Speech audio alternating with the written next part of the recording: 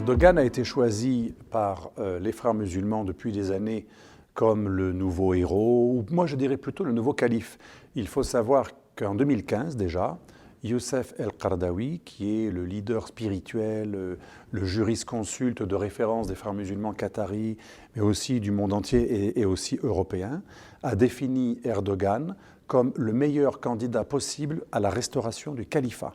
C'est clair et net, ce n'est pas n'importe qui des frères musulmans, c'est quelqu'un qui est mondialement une référence absolue des frères musulmans, mais aussi d'autres organisations comme l'ISESCO et même à l'université d'Al-Azhar en Égypte. C'est quelqu'un qui a un pouvoir d'influence énorme. Et donc que M. Qaradawi dise qu'Erdogan serait le meilleur candidat pour être le futur calife est en soi quelque chose de terrifiant. Parce que ça veut dire quoi? Ça veut dire qu'il valide le projet néo-ottoman d'Erdogan. Pour les auditeurs, il faut quand même rappeler que Erdogan, lorsqu'il est arrivé au pouvoir en 2002, il avait comme conseiller spécial Ahmed Davutoglu, qui est le concepteur de la stratégie néo-ottomane de la Turquie. L'idée, c'est que la Turquie, et c'est absolument terrifiant parce qu'il emploie même le mot Lebensraum dans son livre, en citant donc cette expression des géographes pan-germanistes repris par Hitler, et Ahmed Davutoglu, conseiller de la stratégie néo-ottomane de M. Erdogan, dit que la Turquie doit avoir un espace vital et qu'elle doit s'élargir. Il appelle d'ailleurs le titre du livre de Davutoglu, c'est « La profondeur stratégique ».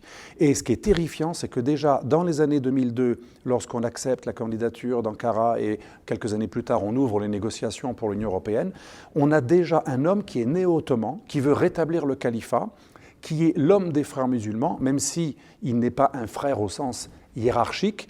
Il faut savoir que M. Erdogan vient d'un mouvement qui s'appelle Millî Görüş, trop souvent traduit comme vision nationale, alors que ça veut dire vision de la communauté religieuse, ce qui est très différent. Nation, c'est l'État-nation. C'est un projet anti-islamiste. Les islamistes sont contre l'État-nation. Là, c'est un projet, la communauté religieuse, la vision de la communauté religieuse, Millî Görüş. Et le Millî Görüş a été créé où? Et c'est ça qui est absolument incroyable. Eh bien, en Allemagne, en 1969, par un réfugié qui était persécuté à l'époque par les kémalistes, car quand la Turquie était kémaliste, on n'avait pas le droit d'avoir un parti politique islamiste. Ce qui est incroyable, c'est que comme pour l'Afghanistan, comme pour beaucoup d'exemples, c'est l'Occident qui va donner refuge à des islamistes qui ensuite vont conquérir leur propre pays à partir de la base arrière que sont nos démocraties. Et Necmettin Erbakan, le maître spirituel d'Erdogan, trouve refuge en Allemagne, il crée le Millî Görüş, et le Millî Görüş va être l'organisation à partir de laquelle vont naître tous les partis politiques islamistes turcs depuis les années 80, dont l'AKP, et le dernier avatar. Donc pour toutes ces... Et je voulais dire ça pourquoi? Pourquoi il faut comprendre que Erbakan, le maître spirituel d'Erdogan, avait créé le Millî Görüş? Parce que M. Erbakan était un leader des frères musulmans version turque. C'est un adepte de l'idéologie des frères musulmans qui va créer la première grande organisation néo-islamiste, néo-ottomane turque en Allemagne, en profitant de la démocratie européenne. Et c'est finalement Erdogan est le fruit de cette hybridation entre le néo-ottomanisme turc, nationaliste et islamiste, et d'autre part, les frères musulmans. Enfin, depuis quelques années, depuis que Erdogan s'est débarrassé des conservateurs, des libéraux et du mouvement de Fethullah Gülen, à partir surtout de 2016, il a renforcé son alliance stratégique avec les frères musulmans et il a accueilli tous les leaders du Hamas, la branche la plus terroriste officielle des frères musulmans, le Hamas palestinien, pour séduire les Arabes, et surtout l'organigramme, l'organisation internationale des frères musulmans, aujourd'hui se réunit chaque année à Istanbul, capitale dans laquelle on veut rétablir le califat, puisque c'était le califat ottoman. Donc tout cela est terrifiant, il y a un projet néo-impérial, à la fois des islamistes turcs, mais validé par les frères musulmans qui œuvrent de concert. D'ailleurs, le Millî Görüş en Allemagne travaille étroitement avec les frères musulmans. Donc voilà, on a, si vous voulez, aujourd'hui un islamisme frériste et turc qui veut faire main basse sur les communautés turques et musulmanes d'Europe en les appelant à ne pas s'intégrer. Ce néo-ottomanisme califal utilise la nostalgie de l'Empire ottoman pour investir des lieux comme la Syrie, l'Irak, là où il y a des Kurdes et des Turkmènes, la Libye, avec l'affaire libyenne. Bien entendu, ce néo-ottomanisme aussi est prédateur est un ennemi de Chypre et de la Grèce.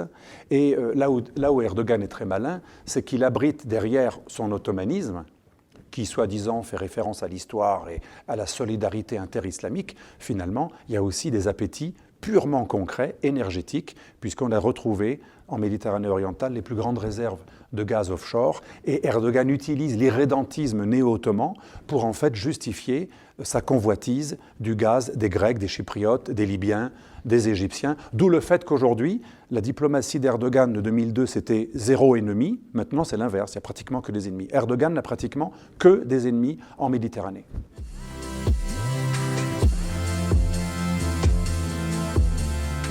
Alors, dans le cadre du projet néo-ottoman, que j'ai appelé aussi national-islamiste, post-kémaliste d'Erdogan, qui veut abandonner la tradition d'Atatürk. Atatürk avait des défauts, mais il était laïque, il était contre le pan-turquisme, il ne voulait pas que la Turquie s'étende au Kazakhstan ou à la Chine, parce que vous savez qu'il y a 6 pays turcophones, en plus, donc la Turquie plus 5, et il était aussi contre la restauration de l'Empire ottoman, puisque Atatürk a aboli le califat et le sultanat ottoman.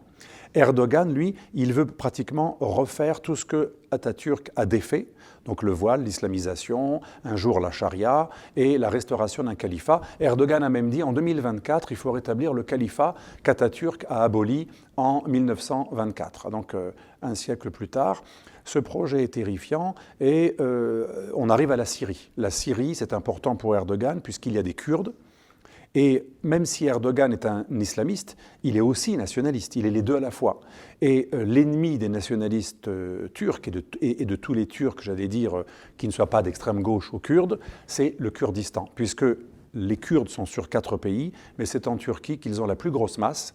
Et en Syrie, il y a la base arrière du PKK turc, du PKK kurde de Turquie, parce que les Kurdes de Syrie sont les Kurdes sur les 4 pays les plus proches de ceux de Turquie. Pour résumer, le PKK kurde séparatiste est le pire ennemi interne de tous les nationalistes et islamistes turcs. Et comme les Kurdes syriens ont essayé d'obtenir l'indépendance de leur État à la faveur de la guerre civile syrienne et du chaos syrien, Erdogan, forcément, a pris en grippe, bien sûr, les Kurdes de Syrie qu'il voit comme une base arrière. Donc, il a justifié son opération en Syrie, soi-disant pour lutter contre le terrorisme, en jouant sur les mots. Pour nous, les terroristes, c'est Daesh. Mais pour Erdogan, les terroristes, c'est les Kurdes. Et dans le cadre de cette guerre contre les Kurdes qui n'en pas plus à l'Occident, Erdogan essaie de faire en sorte que les Occidentaux, l'OTAN, l'Union européenne, soient solidaires de la Turquie dans son projet d'épuration des Kurdes qu'il veut remplacer par des réfugiés, 3,6 millions de réfugiés syriens aujourd'hui en Turquie, qui suscitent d'ailleurs des mécontentements des Turcs laïcs ou des Turcs qui en ont marre de voir plein de clandestins chez eux. Il est obligé de régler ce problème. Et pour nous pousser à accepter son idée d'avoir une bande de sécurité et une zone d'exclusion aérienne dans le nord de la Syrie, où il veut refourguer à la fois des réfugiés syriens dont il veut se débarrasser, mais aussi des milices turkmènes, c'est-à-dire d'origine turque mais syrienne, pro-turcs, qui se battent depuis 2013 avec les djihadistes, Murad Sultan. D'ailleurs, souvent, ce sont des légions islamistes combattantes qui prennent des noms d'empereurs ottomans. Ça, c'est tout à fait clair. Donc, c'est vraiment du néo-ottomanisme. Donc, dans le cadre de cet irrédentisme, Erdogan voudrait faire d'une pierre deux coups. On lutte d'une pierre 3 coups. On lutte contre les Kurdes, qu'on remplace par des populations syriennes réfugiées en Turquie. On se débarrasse de l'ennemi kurde majeur en faisant des massacres absolument terribles. Et en même temps, on justifie une mainmise sur la Méditerranée.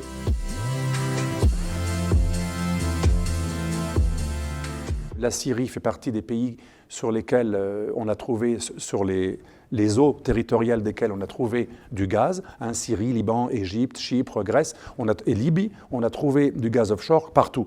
Donc c'est important d'avoir un pied dans chaque pays. Donc on utilise les minorités turkmènes en Syrie pour prendre place, pour élargir la profondeur stratégique, ce qu'on appelait le fameux Lebensraum de l'ancien conseiller de Erdogan. On utilise aussi des minorités d'origine ottomane, vaguement turques, en Libye, à Misrata, comme par hasard.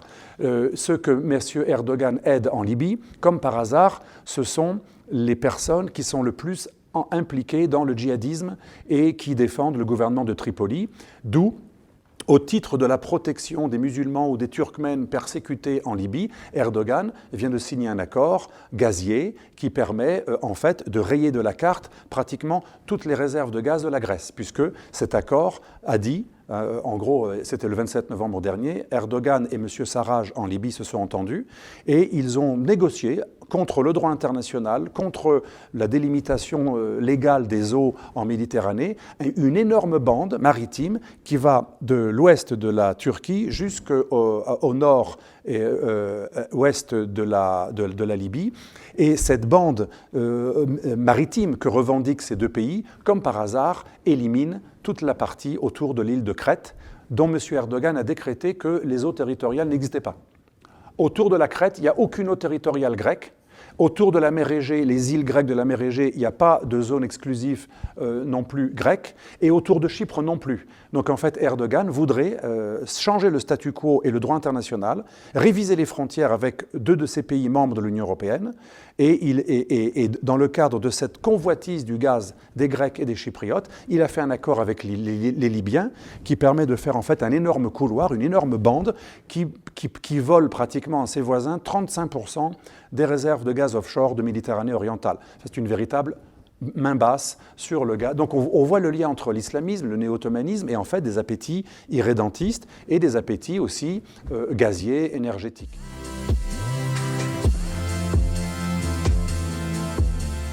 La crise des réfugiés doit être analysée comme un peu une partie de bluff. Il ne va pas envoyer les 4 millions de Syriens sur son territoire vers l'Union européenne, ce serait trop. Il sait qu'il ne peut pas aller trop loin non plus. Il essaie plutôt de faire peur pour qu'on commence à venir le voir. D'ailleurs, ça a marché. La responsable de l'Union européenne, le responsable de l'Union européenne, M. Michel, mais aussi le patron de la politique étrangère européenne se sont rendus à Ankara récemment pour voir l'empereur Poutine et lui promettre qu'on allait faire des efforts, qu'on allait payer un peu plus les réfugiés. Donc il a réussi déjà à attirer vers lui les dirigeants européens qui ont accordé d'ailleurs plusieurs centaines de milliers de millions d'euros en faveur des réfugiés. Erdogan voudrait qu'on paye encore plus de milliards que les 6 prévus qui ont déjà été déboursés. Erdogan d'ailleurs prétend que seules les ONG ont vu la couleur de cet argent, qu'on n'a pas tenu parole, ce qui est faux parce que l'argent n'était pas destiné aux poches des dirigeants turcs, mais à des ONG essentiellement et au ministère de la Santé.